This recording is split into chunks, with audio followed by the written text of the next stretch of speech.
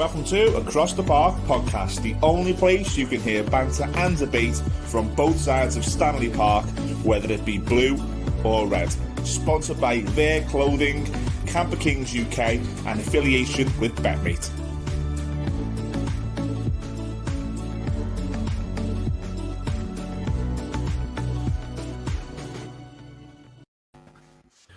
Hello everybody, welcome to episode 22 of Across the Park podcast for season 21-22. Myself, Ian Mills, and Gary Judge are the Evertonians on this week's show.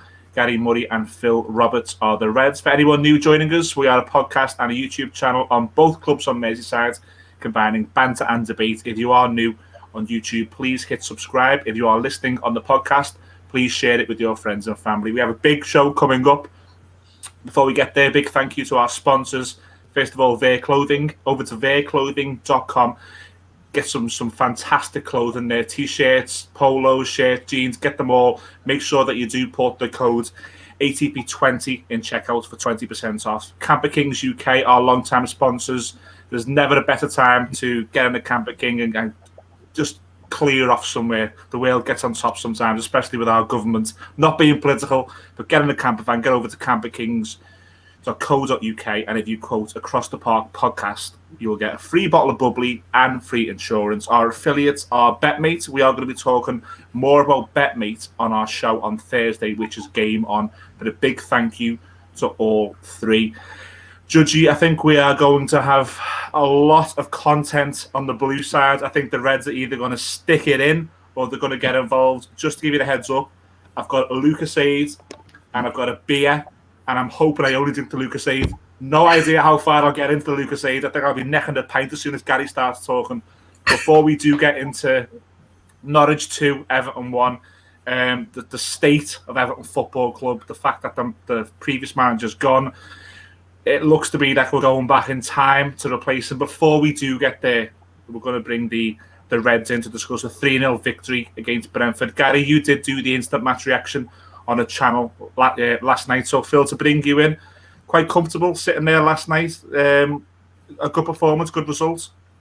Yeah, it was nice to have what I would call a routine 3-0 win. Because before the game, I was quite nervous about it because, you know, when you're without Salah and Mane and you're playing a team who've got a back five, any team in the Prem can make it hard to score if they want to.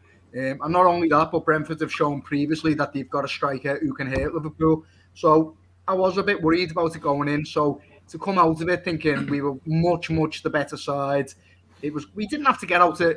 It wasn't like an absolute stellar performance because we didn't really have to get out of second gear. But playing within second gear, a comfortable 3-0 win, wasn't it, Gary? So yeah, for me, sometimes that is our problem when teams do sit in, especially as you said, when we haven't got the main men there.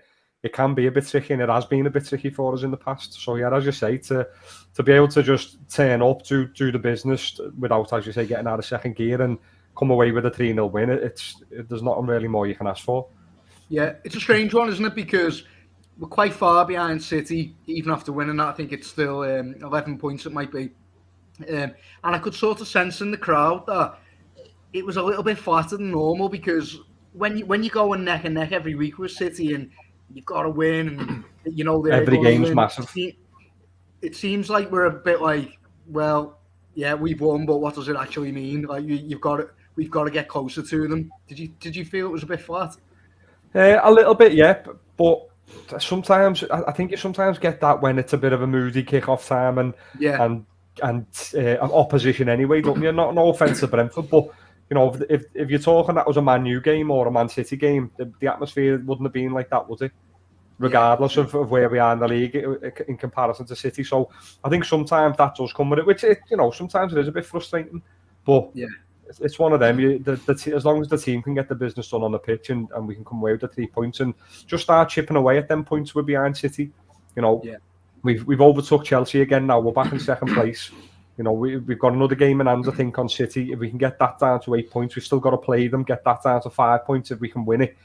You know, who's to say that we can't catch them? It's a big ask at the minute because we've got to hope they drop points against us and another 2 games and we win every game. That's as it stands. So it's a massive ask, but there's no guarantee that they go on this ridiculous run and win 20 games on the bounce. Can I just put something to you, boys? One of the Reds I work with, he knows to do the podcast, and he asked me to put to you about Roberto Firmino. Now, what he wants me to ask you is, he says that Minamino missed a good chance in the week, and he thinks the fact that Firmino put it on the plate to him and then sort of celebrated in front of the coppers was it shows how great a person Firmino is. Would you go along with that? 100%. Like, not a greater person, but a very, very unselfish player on the pitch. He does not play for himself, Bobby Firmino, and and that's how many number nines? How many number nines are passing that ball? No. There's not many, are there? No. That's what he is. It's the right thing for the team to do because we need Minamino over the next couple of games, and that's obviously give him a lift and a confidence boost. And then he ran and waited for Minamino to jump on his back, didn't he, to celebrate and all that. So great to see. That's what you want, harmony in a squad. People working for each other and not themselves. And yeah, that's brilliant to see. It's credit to Bobby. It's credit to Klopp too for building that sort of culture. Do you reckon that's a little bit of the Mane and Salah not being there to a certain extent? It's like you probably all know they've had to pull together a bit more. And do you know what I mean? You don't say. Yeah. I'm not saying that, by the way, or suggesting that Mane and Salah are a bad influence, but they're the main men, aren't they? Even though Firmino is recognised by your fans as being this unique number 9, whatever, they're the main men from a goal return point of view. Yeah, I think there's not. Go on, Gary. Yeah, it might be a little bit of that coming into it, trying to get the players who are sort of the fringe players behind Salah and Mane to feel a lot more integrated into the team and a lot more important than what they probably do on a week by week basis. I think they know the likes of Minamino, Oxlade-Chamberlain, Origi when he is fit. They know they're playing second, third fiddle to Salah and Mane. So when they get their chance for them to be able to get goals the way Oxlade-Chamberlain and Minamino have done, and be able to celebrate with the rest of the team and be as part of it as they not usually are, then it can only be good for the club. And going into, obviously we'll move on to the Arsenal game in a bit, but going on to that semi-final, and it can only be good for Liverpool that they're on the score sheet and in good form.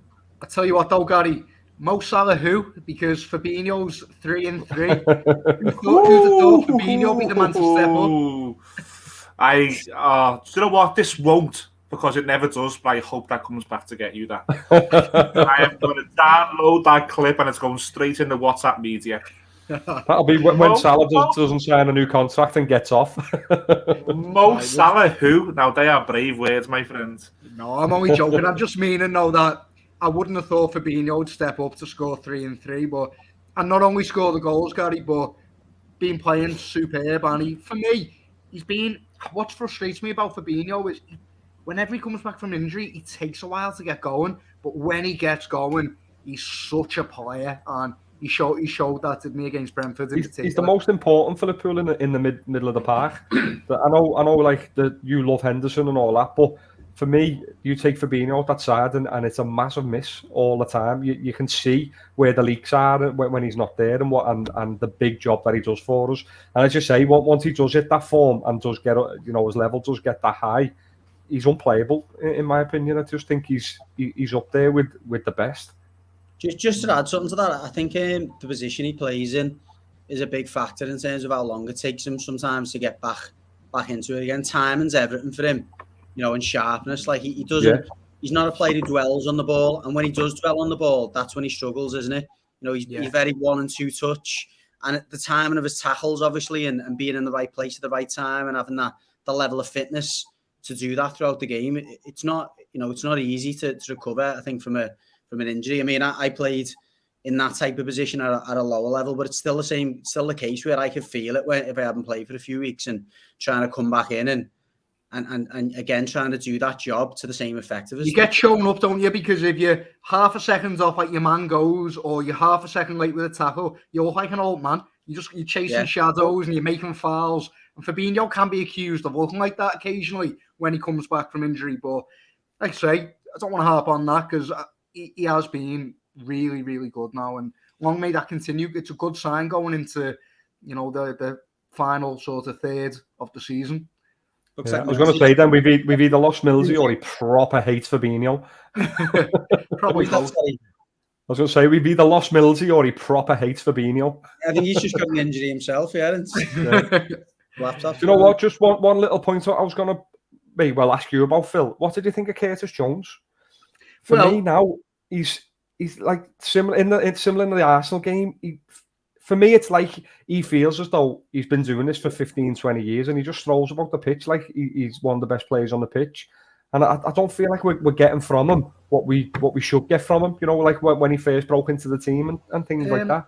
I don't know, Gary. I know you can't quite take to him, can you? So I just think he's got a little bit over the edge of confidence and arrogance. Yeah, well, and I think the arrogance. I think he certainly showed that in the cup.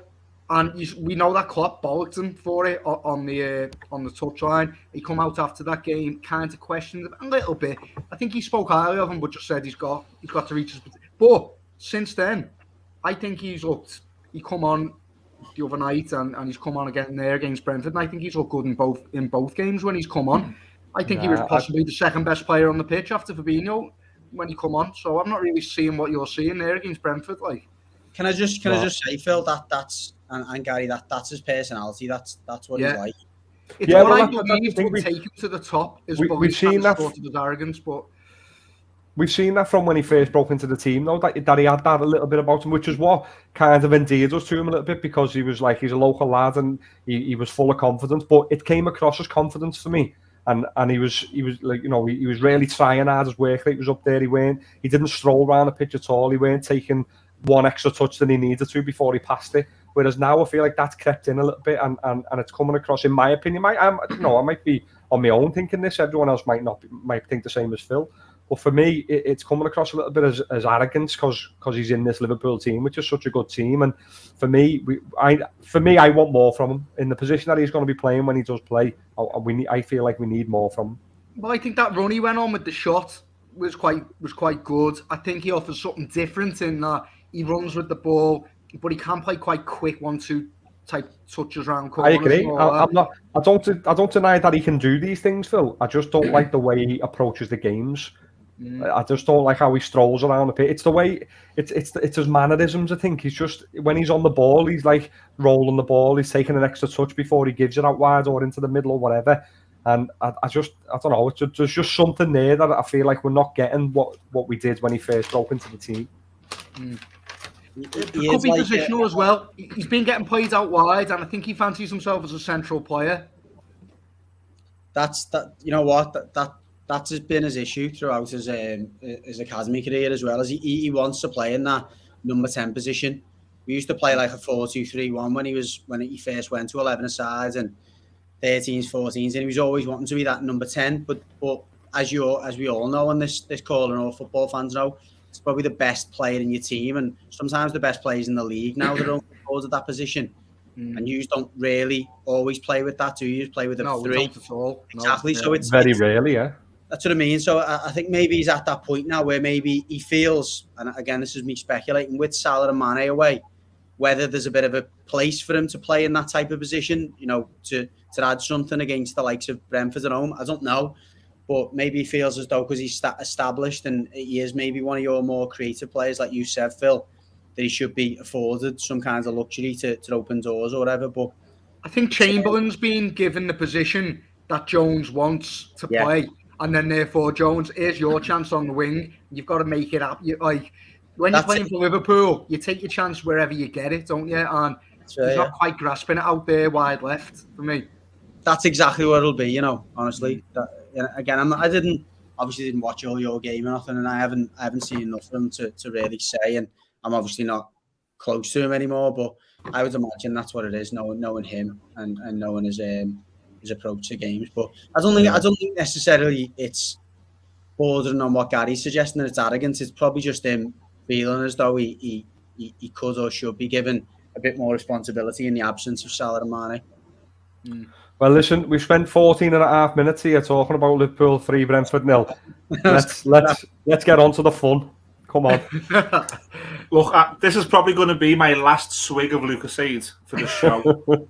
I'm good. I'm going for a run after this, so I haven't got a belly with me. You're a better man than me, my friend. Look, I'm going to try not to overreact here. It's probably not going to happen, but I'm going to try my best. It's difficult not to overreact to what's going on right now. But quickly, Judgy, just opinion on the result and the performance on Saturday, Norwich 2, Everton 1. It's calamitous, wasn't it, to be honest? To be 2-0 down against Norwich in the first place, even if we got back in the game, it was bad enough. They controlled large parts of the game. We didn't really look like we had a plan. When they went forward, we looked an absolute mess at the back.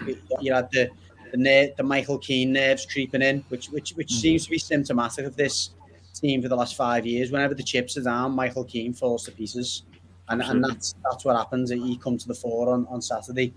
The selection to leave Richarlison and Mina out was ludicrous. To play Rondon again was pathetic.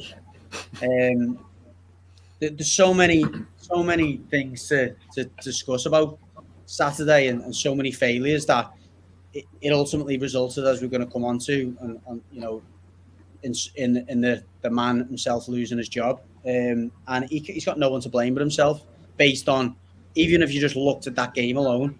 We're going to talk about, and like you say, try not overreact too much. We are going to talk about the other things going on at the club, and I've said I've been the biggest advocate of the fact that he needs time, or whoever was in that position needs time, because of the other stuff, various other things that are going on. But just based on Saturday alone, and I suppose the Brighton one alongside it, and for probably 60-70% of the whole game as well, that is a team that was in complete disarray and an absolute mess, and it's probably just almost a mirror image of the club in general on that pitch on Saturday.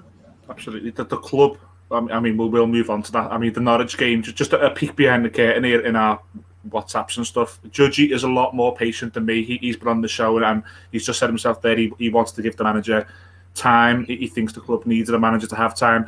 Judgy did say to me on Friday when the squad was announced, he's got no excuses if he loses tomorrow. And I think that's probably where a lot of fans are. I think a lot of fans did feel like I felt where it was previously, weeks and weeks ago, it should have been done. A lot of fans feel like Judgy. I feel the fan base are quite united finally in it had to happen. And then all of a sudden, today we're trying to get Roberto Martinez back to the club, the man who was sacked 6 years ago for having a better team and having Everton too close to the relegation zone. We are now trying to bring back to the club. Now, the reports as of 6 p.m. on Monday night are that the Belgian FA, in my opinion, thankfully, are not allowing us to speak to Roberto Martinez. Judgy, where are you with this? I mean, first of all, we've just said they were on the same page. We agreed the manager had to go. Then you have that fallout. So you naturally, look at social media, the mainstream media, you have that fallout. All you want now is some sort of plan to make things better. And the plan is Roberto Martinez. I mean, I direct anyone in the way of our instant reaction to it last night, which was pretty instant. It was an hour after it happened. We were joined by Joe Parkinson. Really balanced, I thought, 20-minute discussion about the reasons why he was sacked, obviously, and what we felt were potential short-term solutions. I laughed at the proposition of Roberto Martinez, thinking it was literally someone just taking a punt and going, let's throw Martinez in the race.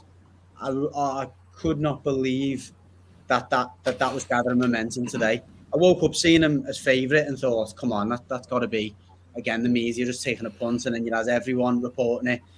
To see and obviously to hear that we'd offered him the job is just beyond me. I can't fathom what type of person or group of people would come up with that as a solution to your problems. It's like divorcing your wife, getting obviously going through dating websites and trying every solution to find a partner, having the worst breakup you can possibly imagine. In the meantime, your ex-wife's been sleeping with everyone and has been in a weird relationship that's not unlike you. He's been dating someone who's completely different to you, and then just trying to go back for it again. There's a lot of people in that boat. When you're like, where's yeah. You know what? A lot of fellas watching this now going, but your mates, your mates are going to you, what are you doing? You're mad. Like, don't you remember how bad it was why you got divorced in the first place? Don't you remember kicking her out the house? Do you remember physically throwing her out the house with them bin bags? Because that's how bad it was. That's what we done to Martinez as a fan base, and not me and you personally, but the fan base. If you remember I think it was the Bournemouth game, April 16, there was a helicopter flying over. There was a sit-in protest because it was that bad. Benitez didn't even get that. So when you're all of a sudden, it's like going back to that analogy. I had all my mates over to just get her out the house, lash all the stuff on the front garden, and then she took me to court and made me pay more than what was in the than what she was entitled to, and I had to pay that as well. She spent all that money, and now she's coming back for more. So the good times together. It started off the honeymoon period, Phil, but it was all a result of the previous wife who'd left loads of nice stuff in the house for her. this master grand plan from whoever it is, now we don't know. The speculation it's Ken, right? Got his voice again. I don't know. The grand plan here is to pay someone £11 million to not manage us for 6 years to then recruit him again. What the? Even as a business model, who is in the boardroom going, hang on, this isn't, don't be doing this. A theory on that, and I don't know if you know the answer to this anyway, and if you do, then the whole thing, and it's only just come to me now, might be flawed. Do we still owe him some money or something? No, you're right. The analogy you said there, why I was laughing, is he took us to court because we tried to negotiate a payoff for him, which he wanted in full. Because us being Everton, give him a 5-year contract the year before we fucking sacked him. So he wanted that paid in full.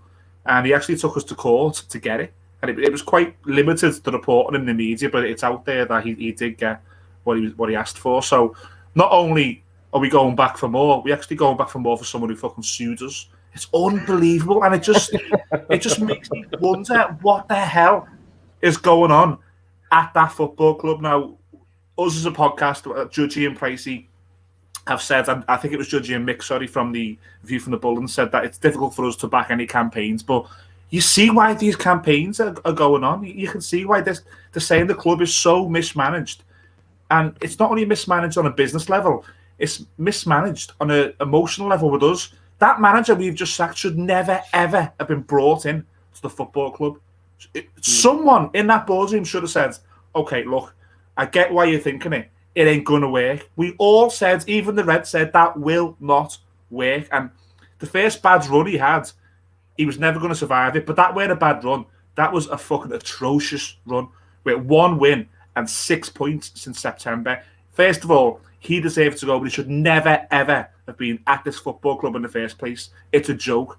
And now someone should be giving them counsel and saying, there's a fan group out there who are going for you at the very top. They're saying you're mismanaging the club. How about this? Stop fucking mismanaging the club. But what do? They go and try and get Roberto fucking Martinez back? Take some stock. Like, take a minute. Do you know what I mean? No one was expecting. No Evertonian was expecting us to go and appoint someone today. No one in the right mind would expect us to appoint, because you're starting to think, why did they know who our next manager was when last week they were allowing our current manager to sell one of our best assets? Not only sell our best assets, he's absolutely gutted the club. We don't have a medical department. We now don't have a first team coaching setup. We don't have a director of football. He's gutted the entire club in 6 months. All to give him more power, and then you sack him. And then we sack him. Yeah, honestly, it's the most delightful thing I've ever seen. It's great news for the show because it's getting us loads of views and stuff. People, Reds are wanting to watch us because they got Reds taking the piss out of Blues, which is. It's like you said though, Gary. Take a minute. Everton needs to appoint a director of football again. Someone needs to be in the hot seat, and then you need to sort of set a philosophy and take your time. Get a temporary manager in and take your time. Whatever director of football comes in, needs to be trusted. He don't get it because 2 of them have been sacked under him already. Yeah. No, you're spot on, Phil. We do need a director of football. before we need a manager, because it's been proven that the people who've made the decisions, which is not being the director of football, apart from the Marco Silva appointment, which for me, I was talking about this in our WhatsApp group yesterday, despite how bad it got under him, probably the best appointment we made, and that's saying something, because it was bad. But in terms of him being the coach, a director of football above him who was buying the players, that was probably as close as we've got to getting it right, and that was still terrible. But if we just sacked him and then he was allowed to choose another coach who was still in the same vein, okay, let's get a better version of him, then fine. But we just ripped the book up then and panicked. And then he wasn't trusted to bring in the manager after that one. So, okay, I give you Carlo Ancelotti. There would have been riots if Marcel Brand's chosen Ten Hag when Carlo Ancelotti wanted to come into the football club back in 19. But then when Carlo leaves, you've then got to say, okay, back over to you, Marcel. Where's your direction for the football club? You understand it was Carlo Ancelotti, and we tried to go that way. It didn't work. It's now back over to you. If the director of football does not get that level of trust, there's no point in having one. There's just no point. So I feel you're right, Judge, you've agreed. But until the ownership and the direction of this club sit back and go, okay, we now need to trust someone and appoint someone to actually run the football side of this club. And do you know what? If anyone from the football club is watching, and I imagine that there is someone employed to gauge social media and to gauge YouTube, if anyone's listening and wants to give some sort of feedback to the board, thank you so much for Bramley Moore, but butt out on the football, because 6 years down the line, and at any point in the last 6 years, you could have implemented a strategy and implemented a direction, and you failed. You absolutely failed. You're failing this football club, and you're failing the fan base. You need to butt out the football side of things completely. Absolutely, and you just saved yourself a hell of a lot of money as well. That's the embarrassing bit about it. You've not only harmed the fan base and harmed the reputation of the club, you've harmed your bank balance as well. Whoever's bankrolling this, whether it's Mashiri or Usmanov or some other person, it's just no one's won from this, have they? Apart from we have. They've won. We're talking about what should happen, but what we absolutely know is it's not happening, and it's not going to happen, because we know what they're trying to do is panic into a manager. So let's. The only thing I will say, and I'll slightly contradict myself from before, we do need a short-term solution. There's no two ways about that. No one, after watching Saturday, regardless of which manager's in charge, those players are easily bad enough to go down. Good enough, bad enough. That team weren't far off full strength on Saturday. Now, all right, I've just said he didn't play Mina, didn't play Richarlison, Alan was out. Barring that, it's a full-strength team, and they got outplayed and beaten by the worst team in the league. So no one's telling me now, and I was, again, only 2 weeks ago saying, listen, let's chill out a little bit, get our players back, we won't go down. No one's telling me after watching that on Saturday that this team is too good to go down. Therefore, there needs to be a short-term solution. Now, again, I think the fans will be fairly united with this. We need someone to come in who the fans can get behind in the short term. Now, if this board gets it right, they'll put someone at the helm who the fans can tolerate, and they'll say, listen, here's our plan. We're putting him in, or whoever it is, we're putting these in charge to get us out of trouble and to keep us... I said that the fans can get behind. For the benefit of our listeners who haven't got the visuals here, Phil has just flashed up a picture of Sam Allardyce.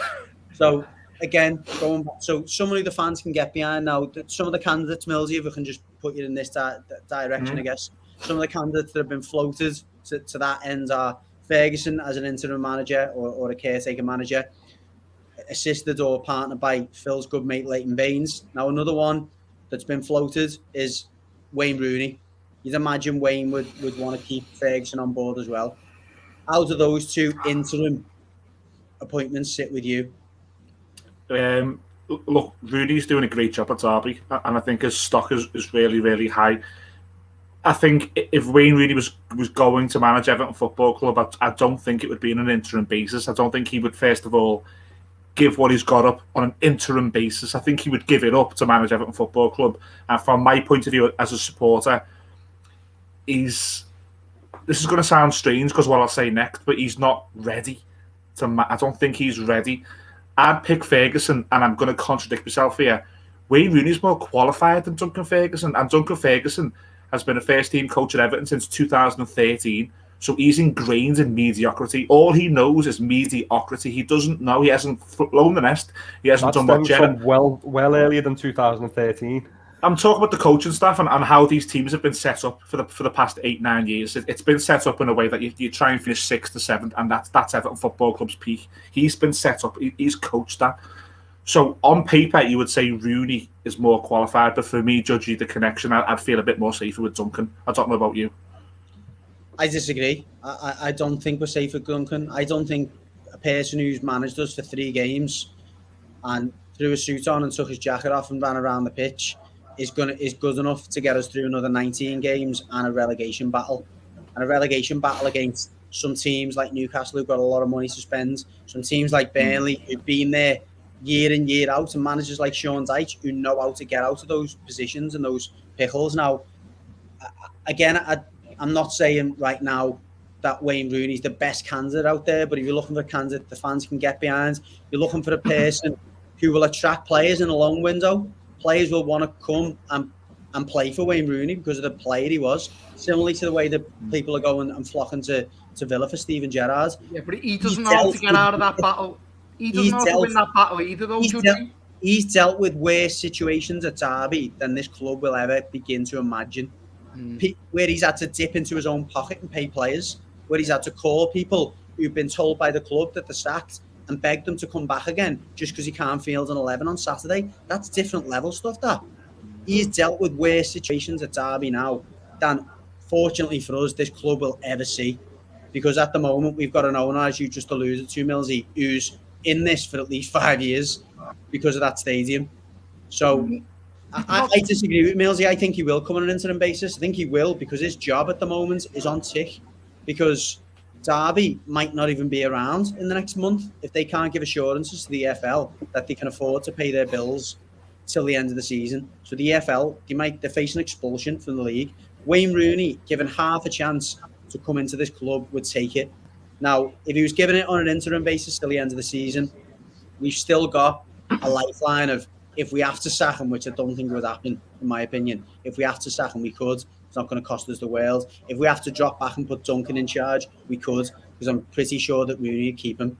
But I think if you keep Ferguson at the club, you put Wayne Rooney in charge, you get him to bring just his coaching staff with him, I think he will get a tune out of them players, and I think he would get a couple of players in this window on loan that would easily get us safety and would give us something to build on in the summer, which I think, as Phil says, needs to be a director of football. I think what you're saying, I think it probably, out of the two, I think it probably would be Rooney, because the statement last night didn't end with, and Duncan Ferguson will take temporary charge, which indicates to me he's not the choice.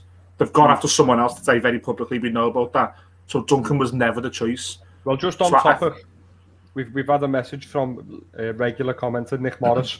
He said a new director of football has been a priority has got to be a priority over a new long-term coach. Let Ferguson have the team until May and concentrate all our efforts on a director of football who can then bring in his own management team. So that's similar to what you're saying, only you're saying Ferguson instead of Rooney. Look, I don't disagree with that. If that was the club coming out and saying, look, we think Duncan deserves the job at the end of the season, the new director of football who we're going to appoint between now and the end of the season will assess the candidate's credentials at that point and decide whether we go forward with him, whether we go to market and look for another coach. I couldn't argue with that because, well, that would just be too easy because it's too clear, it's too transparent, it's too obvious. Too professional. Yeah, it's too professional. Most clubs would probably lean on that, but it's Judge. Open. Go on. Let me put this to you. If Rooney comes in and does the job that you would like him to do, let's say he gets you, he does all right and you finish the season like 10th, 11th or something like that, he's getting offered the job. The clamour behind him from the fans, he will get offered the job. So you need to be careful about bringing him on a temporary basis because what you're actually saying is I don't it'll agree. be permanent. I don't agree. I don't agree that should be the case. Now, we probably will know in this club that, and that was actually, believe it or not, that was the exact conversation I had with someone today. That's my only concern, is that if we brought him in, he'd win so many games or he'd win enough games that the club would probably be forced to give him a 2-year or 3-year deal or whatever. Now, if Rooney got given a 2-year deal, one, I don't think he'd want the earth from the club in terms of money, because I think he'd be more than happy to manage this football club. Having been a long-term fan and already been a multi-millionaire, I don't think he's going to want the earth in terms of money. So I don't think it's going to cost us an arm and a leg to get him, even if it is on an 18-month basis. But it shouldn't happen that way. That shouldn't be the case. It should be up to the director of football or whoever to assess at the end of the season who our long-term manager should be. And that should be an impartial decision, emotions aside, and it should be made in the right way, in a strategic way. But I don't, as you just alluded to, Phil, and you're not far wrong, I don't think that would happen, and you're probably more right than... The big key word you keep saying there is should. Should be this, it should be that. I know, likelihood is it won't. Yeah, we can't speculate for a bit. Well, we can speculate, but all the speculation would lead to us feeling like we're going to be in a worse position in the summer, which wouldn't surprise me. Not to poke the bear too much, but do you not need, not Sam Allardyce, but a Sam Allardyce-esque experienced rescue job type manager? Steve Bruce, who's just been sacked from his job. Not Bruce, because he hasn't got a record of keeping teams. Who else is there now, though? Who else is there now in that line? But what's Martin O'Neill doing these days? Martin O'Neill and Roy Keane. Get the old band back. It probably does need that, but as Judge said, I don't know who there would be. There's only Allardyce, and who knows with this board? You never ever know. I think we're recording at 20. It's 20 past 6 now, so I imagine the players are back in training tomorrow. So by the time you're watching this or listening to this, it might have been announced. We're recording and we don't know. I'd like to think it will probably just be Ferguson or Rooney. I think that's where it has to go now, especially if the Belgian FA are keeping their stance that we can't talk to Martinez. Judgy, for me, I just think we're in the shit. I think we're in the shit. Give whoever the guy is at the Belgian FA a job at us, because at least he's doing his job properly. Well, is he keeping Martinez? He's doing a better job for us. But at least he's got a firm hand and he's sticking by his man or whatever. But a little bit of outside the box thinking here from Simesy on Twitter. He said, "My head's falling off here. Martinez, does he come back wiser or better manager than before?" Obviously established that he's not going to come back based on the Belgian FA. I think so, but look, on Twitter, we all hate him. He said, "Rooney's too soon. Duncan Ferguson, 1 month temporary. For experimental purposes only, Gattuso, please, would be fun." Yeah, that's been rumoured today. I can't see it happening. I think he's got too much to lose, Gattuso, coming into this situation. As Graham Potter's already come out and said like, why would I go there when I've got a club that have got a solid structure, they're going in the right direction, they're ambitious, this, that, and the other. Ancelotti had warned Gattuso off. Yeah. The Graham Potter bit, the telling bit that Graham Potter said was that I'm at a club who let me have control and let me work. He knows he's going to walk into a place which is just he couldn't put up with the Brighton fans the other week, like slightly jeering him. Imagine him being in charge of a derby game when we're 4-1 down. Yeah, no. It's like when Andre Gomez game, isn't it? When Andre Gomez said he couldn't put up with the pressure at the new camp. Like, what can I imagine? Wait till you see the Global Bullens. It's a long way though, hasn't it? You were turning him down a year ago. Now he's turning you down. Crazy. Just to rub salt to the wounds, Millsy, and before we move on, we all obviously took part in our partners' games. This weekend, our fantasy footy, which is with BetMate. We were obviously expecting a decent result. Well, I certainly was. I put my eggs in the basket of picking Everton players. I think I had Jordan Pickford, I had Michalenko, I had Dominic Calvert-Lewin. I think Michalenko ends up with 6 points because he got credited with the assist, because he crossed the ball. What, for Norwich's goal? He crossed the ball for Richarlison's overhead kick, so he got given an assist by the statisticians. But, and again, to rub salt in the wounds, Gary managed to win, didn't he? Yeah, come out on top. All I done this as a bit of a joke, to be fair. I just went with Norwich players and Liverpool players. as just a bit of a wind up, thinking if this pays off, it's well worth the £3. That's the science behind it. Just pick whoever Everton are playing. I pick Liverpool players, and you'll win some money like Gary does. Well, to be fair, I did have Pickford because I thought he's going to be under a lot of pressure, but he only managed to pick up 2 points, and I did have Michalenko as well. But he got me 5 points. So, but then I had Lees Mello. For you, wasn't it? Yeah, I had Lees Mello who got me 13.5 points in the middle for Norwich. Pookie only picked up 3, but then Fabinho was the one for me. I had him as my captain, so he got 20 points for me. Alexander-Arnold 11 and Firmino 8. I had Jota as my captain because Jota's a midfielder on the. Yeah, I did. I thought that sound that. Yeah, but Fabinho. I was went Jota and interceptions. Bobby. Let me down. That's the thing with it, isn't it? Like, unlike fancy footy, you do get points for interceptions and tackles. And midfielders for us, Fabinho is crucial for that, and I think he probably does it. Him or Matip are the two that do it most for us. I think so. Great picks for us. We're gonna preview. We're gonna show my team for next week. But just to we've got our own game on there. So again, listen, it's obviously you'd have to pay to play it. So we're not encouraging people to gamble by any means. If you obviously want to get involved in our game, you can do. So when you go to their homepage, you can take part in our game. It just says across the park, Merseyside double. But I'm just looking at the league table from last week, if I can, so I can see which of our listeners done well apart from yourself. So. Sorry, just going back on my previous ones. So you can see in the app, you can see your previous game. So I finished 11th. I didn't do too bad. But we had the Stig 02 finished 2.5 points behind you. I'm not sure who that is. By the way, if I'm mentioning names here and you want to message in and say, that's me, this is my name, whatever, please feel free to. Sean finished with 59 points. Trying to look who Sean has here. Sean had to Corey Calvert-Lewin. He looks like a bread, Jerry. Robertson, 18 points Robertson got.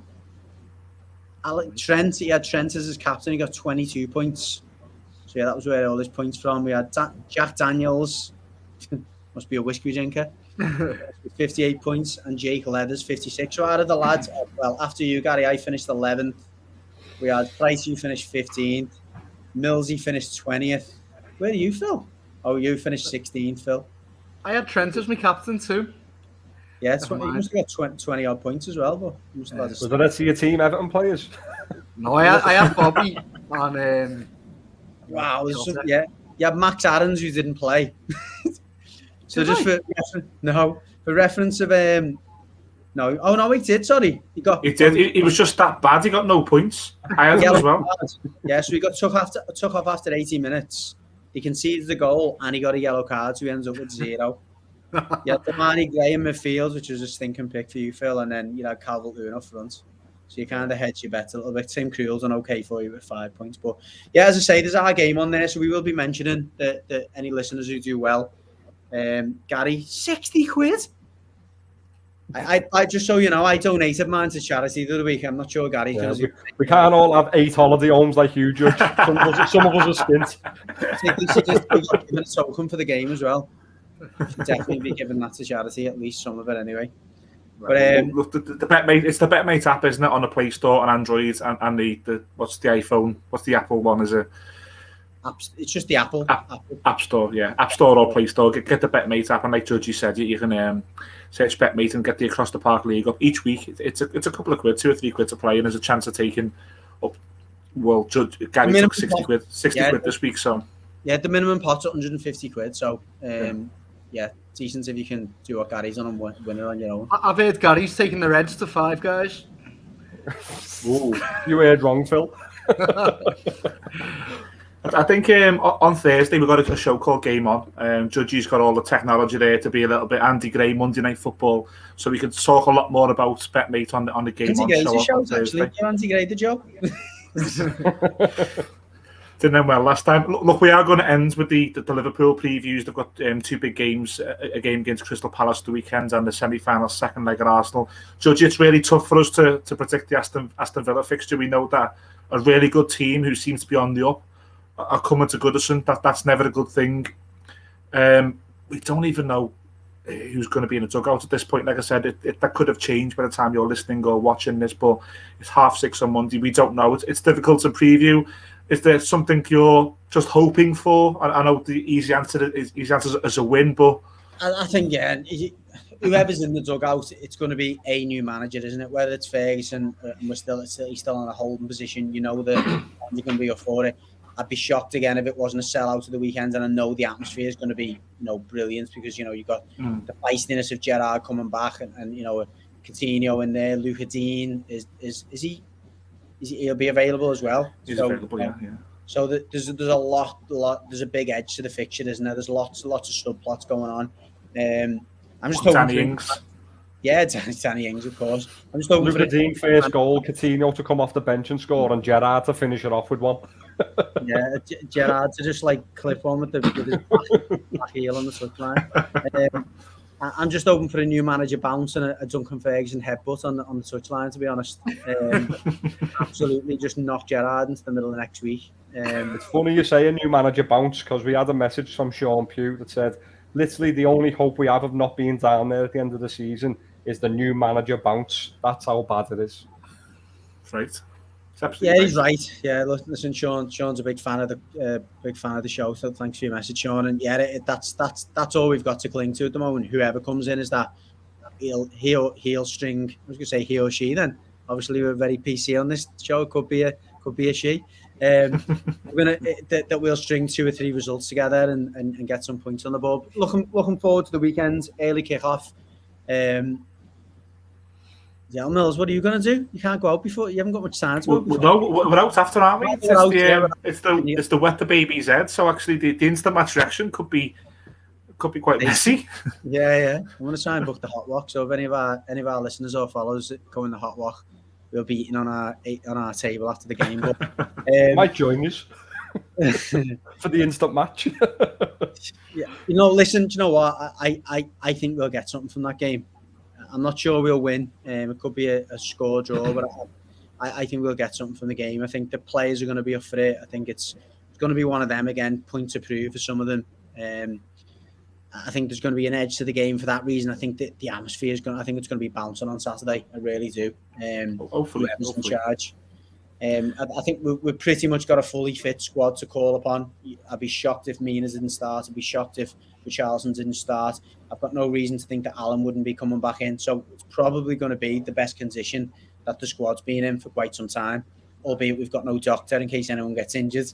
Got no coaching staff either. Look, to carry on with what you're saying there, for me, it's the biggest game of the season. It's our biggest game of the season. We are now drawn a line under the Rafael Benitez era, which I've said at the start of the show should never have happened. The line has now been drawn.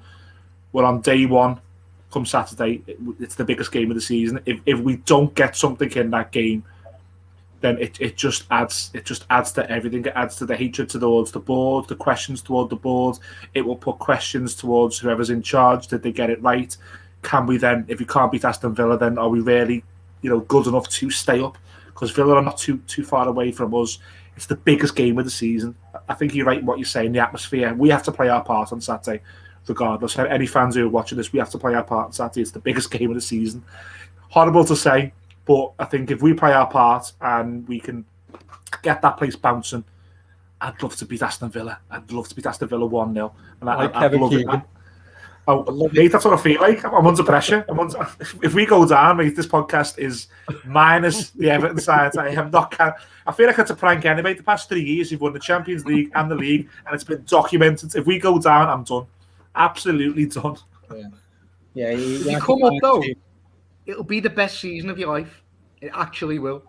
Well, at least we might have a parade, I suppose. So. Well, I'd love you to finish second if you did, though. Not even a trophy. Probably was more likely to get. You got to run us a trophy. Second. Look, we'll move on. Myself and Judgy, we're at the game on Saturday. So anyone who's watching, if you do see us there, you're not getting away without a prediction. I've just said there 1-11. I'd love 1-11. Yeah. Like I said, me and Judgy there Saturday. So anyone wants us spot us in the park ends or do an instant match, please come over and say hello to us. I'm gonna go 3-2. 3-2. 3-2. Okay, fair enough. So two predictions for an Everton win. El Ghazi. Last can't minute. Play. He can't play. He's on loan, isn't he? Oh, it's 2-2 now then.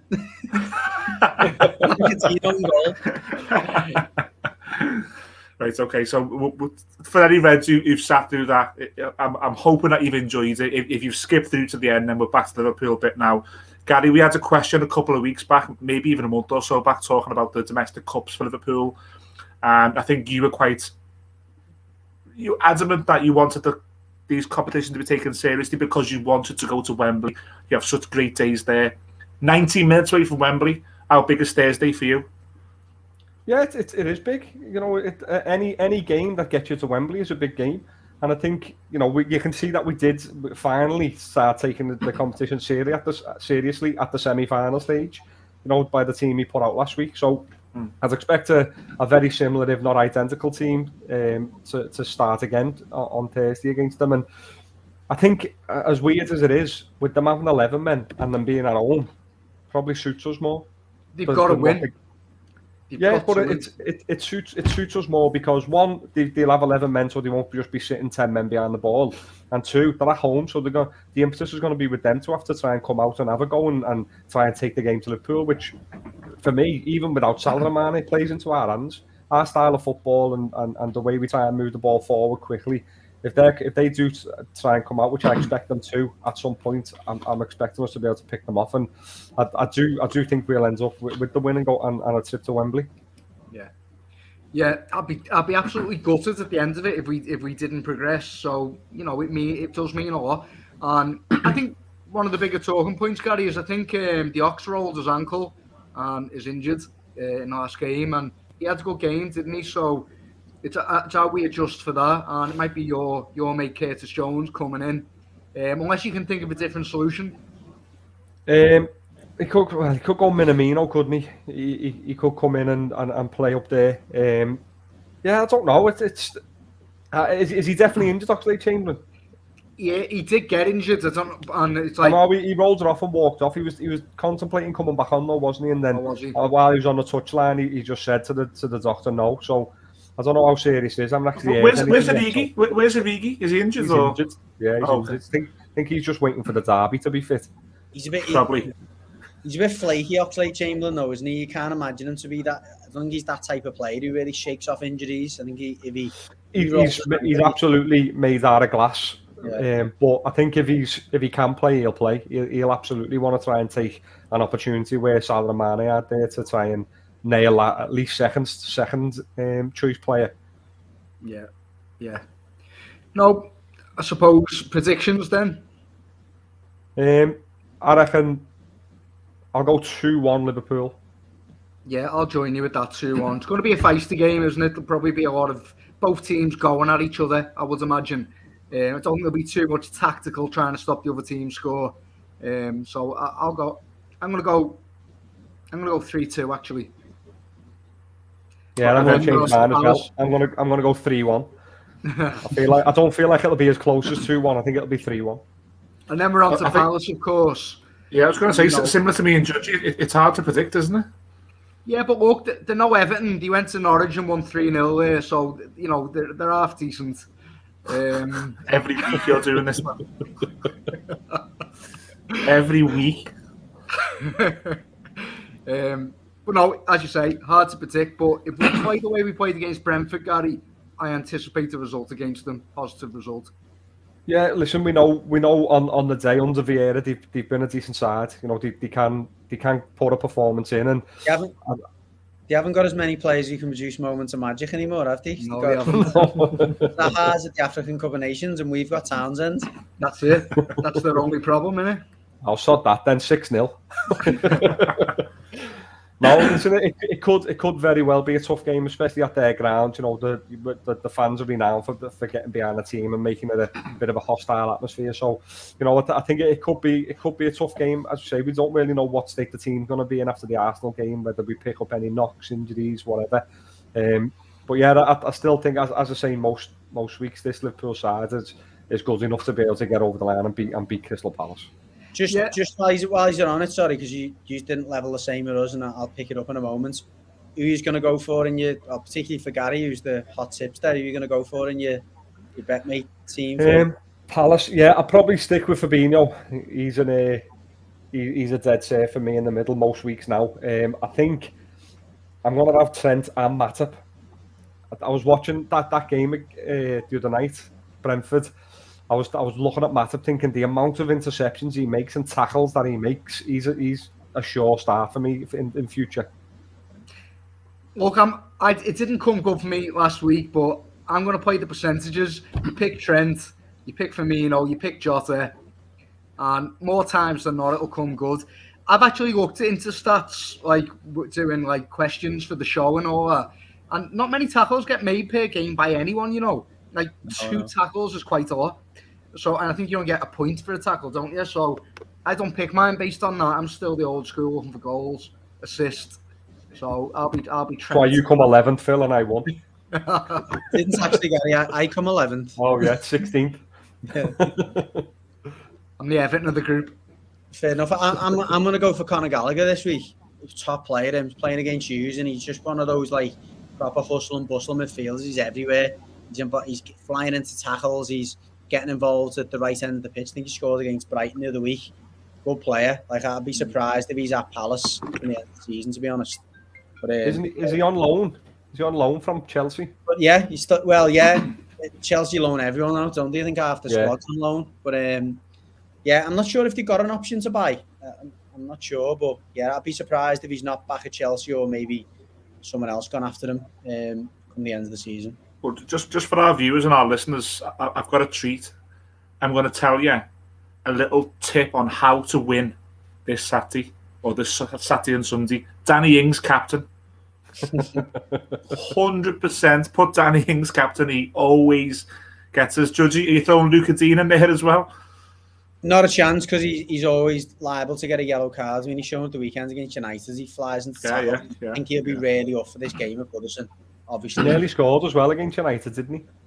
Yeah, he did. Well, he just got a bit carried away, didn't he, and tried to shoot when he should have went across goal. That one.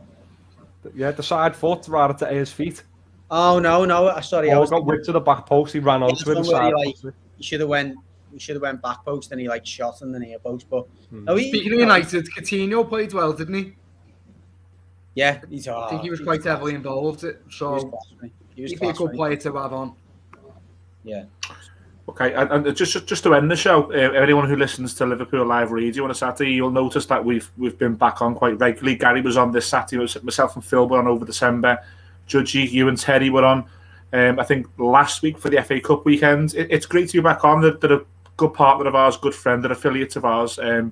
We haven't used the studio because we're trying to get the YouTube channel going. At the moment, we're just doing remote. But Gary, good to get back on the radio, Liverpool Live on Saturday. Yeah, definitely. I'm looking forward to being able to get back in the studio the way we used to with them. But at the moment, obviously, with work commitments and stuff, we've had to just sometimes go just through a phone in. But yeah, it was really good chat. Paul really knows his stuff, and he's a very good host of it. So yeah, it was good chat to him. Yeah, absolutely. If anyone's looking for a sports show to listen to on a Saturday, head over to Liverpool Live Radio on DAB, Alexa, or online. They're one of our friends, and we're going to be continuing to work with those big friends of ours. Thank you as always to our affiliates, BetMate, our sponsors, Veer Clothing, our sponsors, Camper Kings. We are going to be back on Thursday for Game On. A couple of shows, Reds versus Blues.